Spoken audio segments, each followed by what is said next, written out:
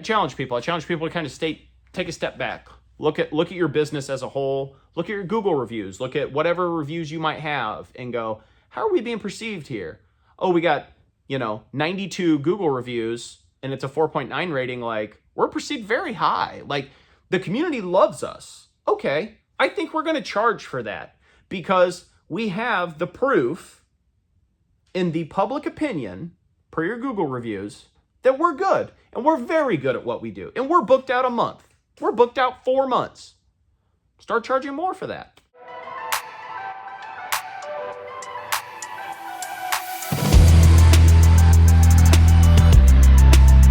What's up, everybody? Chris Shipley, Shipley Pest Solutions. Rain day today. Rain days are always great for us because they allow us to, let me get it close. They always allow us to oil changes, maintenance, do stuff to our trucks, catch up on things, refill products, chemicals, things like that. So that helps us kind of get caught up. And so rain days are good. They're frustrating because obviously we're not getting work done, but rain days are still productive because they give you sort of a, you can take a breath, take a step back, look at the landscape a little better. So I learned a long time ago to not lament rain days. Is what it is. I can't control the rain no matter how much I dance or don't dance for it. So, but I really want to talk about more along this avenue of this repricing, this service business revolution that's taking place right now. And I think one of the reasons it's so hard or so surreal for a lot of people like myself or other business owners I talk about when we're discussing raising rates, we're discussing, I have to raise my rates 50%. And people are like, I know, doesn't that seem insane? And then you do it and people are like, okay, yep, I still want the service. And you're just like, okay. I think it's because we're going through it right now. I think that's why it kind of seems so insane to a lot of people, especially, Gen Xers, even some Gen Z, but Gen Xers growing up in the 90s, the 2000s, where we used to make $7-8 an hour. And you can always reference like, oh, it seemed like just yesterday. Well, just yesterday was 1996. It was 28 years ago.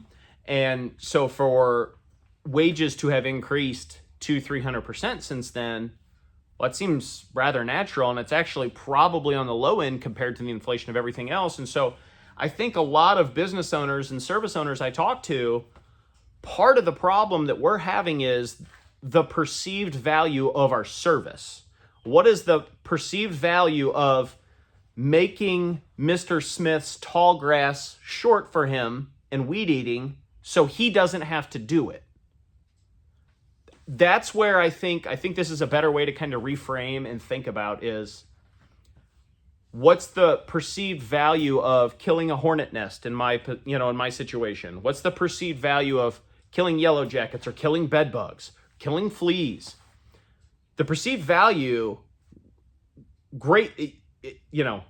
it varies greatly. And I'm not saying to pick and choose kind of how you do it, but I think having just a general understanding of the perceived value of your service and what you offer to the market relative to the market, your local market, does matter. Now, that being said, I don't know that local market prices really matter right now. I don't think they do. I think in today's day and age, whether you like it or not, in social media, I think one of the great things about social media, Facebook, Google, Instagram, Twitter, etc., is the good and bad businesses get ferreted out very quickly. Good reviews, bad reviews. Most people by now know that if they want to use a company or buy a product, you go look at the reviews and you're like, oh, okay, 4.8 out of 5, and there's 800 reviews. Like, okay, 4.8 is pretty good. You click buy and it shows up. I think the similar thing is being done on the service side too, and people are looking at reviews, but the best reviews that I've always been told are neighbors. That warm referral. Mrs. Smith down the street said, you're the greatest thing. You took care of her aunts and you were so happy and their Thanksgiving was excellent because you took care of those and you were willing to go in that crawl space and you were willing to do whatever to get those, and she really appreciated that. Those are your best cheerleaders. those, you can't buy that type of marketing. A billboard, an ad online can never get you that type of marketing. And so the perceived value that we have to the potential customer is on an incline and sort of out of control to most of us that are also experiencing inflation. But big giant multinational corporations, they just look at it and they go, these are our margins, this is this, we got to make this profit so that we can go back to our shareholders and say we made 6% net this quarter, yay. Lots of service businesses or small business owners don't have that ability. I mean, we have all the tools in the world to be able to look at things. I can drill down, I can look at specific accounts, how much product I'm using, look at overall product usage, etc. Which modern technology has helped make us efficient. That's the other thing that's going on here is my parents' generation or the boomer generation, they didn't have the technology and the efficiencies of technology to allow them to work better, more efficiently, work longer days because you can schedule your routes more efficiently. You know, in 1990, when you were treating 8 to 10 houses a day, I can treat 15 to 18 houses a day effectively. And if I really want to work, I can do 20, 25 accounts a day, 12, 14-hour days. And so technology allows us to do that because my front office stuff is all in one program now and it spits numbers out at us. We have the people in place, the technology in place that allows us to work incredibly efficiently. And so there's also a price for that efficiency as well, which is getting priced into our service. And I think, I'll say myself, I think it really seems like post 2021, 2022, it seems like when it started to run away for us personally. 2022 seemed like the inflation train just started going and we did our normal 10% raise. Hey, customers, we got to raise prices 10% because that was status quo. And here we are in 2024 and we're like, holy cow, you know, Big Macs are $7. Tide is $22 a bottle now. If you want to go get some Tide, you know, $16, whatever. And you know, bacon's whatever it is a pound, $7-8 a pound. Like that's the one they always use. But I've really, since making these videos and talking with a lot of people, really tried to step back and look at this objectively and go, okay, prices are skyrocketing on everything. Average oil change for my truck now is like $130, $140. You know, yeah, it takes more than 5 quarts, but still, like, it's not a diesel. Just is what it is. 3-4 years ago, that was an $80 oil change. Is what it is. And the perceived value of our services, if you're an HVAC technician, if you're a plumber, and you get that call, yeah, they have their emergency rates, after hour rates. You get that call on a Saturday at 7:30, kid floods a 2nd-story toilet, and it's backing up everywhere and all that. The price probably should be $250 to $300 an hour, because how much damage is that going to cause if it doesn't get fixed until Monday or Tuesday? A lot. And I think as society has continued to increase efficiency, that efficiency has taken people and kept them inside more because technology is amazing. Video games, Netflix and chill. All of these things, you know, your Amazon Primes, click it, it just shows up, have allowed us to be less physically interactive with our environment, have allowed us to, I'm just going to work 50 hours a week at my job, make more money, and then I don't want to buy my $5,000 zero turn and make my tall grass short. I'm going to pay somebody to do it because I just don't want to, and we can afford it. And so I think the perceived value of our service is really probably the basis for repricing or how people choose to reprice. I spoke with another business owner. We refer a lot of business back and forth to each other. We're in the same field of work. I'm one of these guys. There's plenty of work to go around. We can't do it all. Nobody can. And he's very good at the critter side of things that he does. So we refer all our critter work to him. Bat work, you got a raccoon in your attic, he's getting the call. You call us, I'd call this guy right away. No questions asked. And he refers a lot of the wood destroying stuff to us. So termite, carpenter ant, stuff like that. And it works very, very well. We've just had honest, objective discussions, and we trust each other because we both realize we can't do it all. And we know what we don't know. So send them to somebody that does know. And it's, having the discussion with him, he's in the same point. Like, they have to cap work. It seems like every industry I talk to, doesn't matter if you're landscaping, lawn mowing, auto, pest control, pool tech, painting, like remodeling, handyman. If you're a good handyman, you make 125 to 200 grand a year. Look it up on average.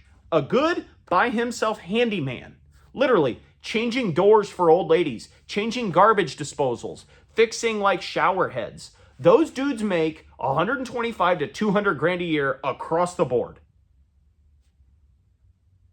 It's perceived value. I don't want to change the garbage disposal. I can, but I got other stuff to do. I got to go kill bugs. I'm very good at that. I get paid very well to go do that. I'll pay this guy $300 to come over and change my garbage disposal. I don't care. I'm not doing it. And in turn, everyone else thinks that way. Everyone else is, I drive to work. I get up at 6:30. I don't want to go to work. Don't talk to me till I've had my morning coffee. Oh, and they wear the shirts. And then they get to work. They got cut off by somebody, so they're already pissed off by the time they get to work. Dunkin' or Starbucks screwed their order up, so they're extra pissed off about that. Then they sit down to work, and then their cubicle neighbor, they can't stand. They put on this weird cologne or perfume every day, or they make the stupid, oh, somebody's got a case of the Mondays. And so by 8:30, 9 o'clock, they start work. They're already at like a 9 out of 10 pissed off at the day. And so then they work till 4 or 5 o'clock. They get home at 5:30, 6 o'clock, probably got cut off and flipped off again in traffic. They get home. Now they got to take little Timmy to the soccer game, or they're taking their dogs or cats because they're a dog parent or a dog mom or a cat mom or whatever, and they got to take them out, and they do all that. Shower, eat dinner. It's 8 o'clock. Oh, the garbage disposal's broke. I don't have time for that. I'm going to binge The Office again. And then they wake up at 2:30 in the morning and then go to bed because they fell asleep on the couch. That's the average American right there. Boom. So what's the perceived value of when ants, bed bugs, roaches, fleas, something like that show up in their house? The perceived value is actually way through the roof. Oh yeah, they can do it on their own. And many people do, and I don't poo-poo that. If you want to do it on your own, fair enough. But there are a lot of pest control problems that you cannot do on your own. Bed bugs are a very good one that I think very few people are capable of solving that problem on their own because they don't do everything needed at the same time or in a small enough window to get rid of them. And so you get into some of the trickier ants. You get into acrobat ants. You get into odorous house ants, which if you spray with a strong repellent pesticide, odorous house ants will trigger their separation from the colony response. They carry a queen larva when they go out to forage for food that triggers that response. Now they just set up another nest in your other bathroom. And they were coming in from your other bathroom over here and you sprayed them with Raid. Guess what? Now you have 2 odorous house ant colonies in your house. Well, I saw ants again. I'm going to spray them again. Now you have 4 colonies. And now all of a sudden you've got ants everywhere and you don't know what's going on because all you know is I spray bug with Raid. So there are many times where there's a reason I'm referred to as a pest professional. I'm a licensed technician in my field, going on 19 years, done this a long time. I am not perfect, but I'm very good at what I do. I learn every day, and I try to learn, and I try to be objective. And one of the things that I enjoy about my job is, which I'm going to make that video at some point, why I love pest control, is every job is unique. Ants on a counter. It's not always ants on a counter. They didn't fly over. Where are they crawling from? Let's trace them down. Oh, they're going 10 feet this way over and they're coming out around a slider. Oh, guess what? It looks like your slider door seal's bad. You got a little moisture going on here. I think maybe this needs to be looked at here. Lo and behold, they get a handyman or somebody come out. Oh, you know what? There is water damage there, or this window pane did break. And now it's creating condensation. And so the ants have made a house underneath the window frame. It's very interesting. Keeps my brain moving. I love the interactions with the customers. Everybody's different. So there are many aspects of pest control I love. But understand the perceived value of the service that you're offering in your environment, in your local community, and understand your perception or how you are perceived in that community. If you are held on high compared to the rest of the pest control companies, or at least on par, and they're charging X, and you're still getting calls, which you're booked out a month, charge more money. Because you are being perceived at a level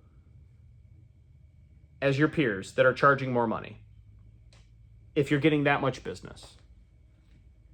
If the national chain of whatever multinational conglomerate of pick your field, plumbing, heating, pest control, pool, mosquito, landscaping, whatever, they're charging whatever their rates are, and they've got plenty of business also. And there's been this shift post 2021, 2022, where these communities, the community I'm in is under 25,000. The direct community I'm involved in, 20,000. There is a great sense of pride that a lot of people have to use a local business, use a local company, put a face to the name. Again, my name's on the truck. Can't lose it in the parking lot. They know when I show up, I get a lot of people. Are you the owner? Oh, I spoke to your wife on the phone. Like, they enjoy knowing who they're talking to because there's a direct line of accountability there. If stuff goes sideways, well, I spoke with your wife, Michelle, and you're Chris, and you explained this to me, and you said there might be problems. There's still problems, but you came back out and you solved the problem. As opposed to you call some 800 number, you wait for 5 minutes, you get piped through to some other call center, and then you get maybe some local person that might set up an appointment for you that you might see, and they say, we'll be there next Tuesday from 8 a.m. to 4 p.m. And you go, an 8-hour window? And they go, that's the best we can do. And you go, okay, guess I will. Because again, I don't want to make my tall grass short. I don't want to fix my garbage disposal. I got to go to work. By the time I come home, I'm so fried. I'm so done with work. I don't want to do that. I'll just pay somebody. I'll put it on a credit card. I can afford it. Know your perceived value. Know how you're perceived in the community. Naturally enjoying what you do and loving what you do really is a differentiator amongst your peers as well. Customers can tell that. But understanding your perceived value, I think, is exponentially important moving forward, because the businesses that don't understand that or don't understand their true value in their industry are going to get swallowed up by inflation. Their wages are going to fall by the wayside because of stagflation. And insurance costs, all this stuff keeps going up. Tire costs, everything, gas. Just imagine if we go to $5 a gallon of gas. Blows everything up. Blows all business models up if we go to $5 a gallon in gas. You can start surcharging people, but then they're going to be pissed off they're getting surcharged for stuff. And so I challenge people. I challenge people to kind of take a step back. Look at your business as a whole. Look at your Google reviews. Look at whatever reviews you might have and go, how are we being perceived here?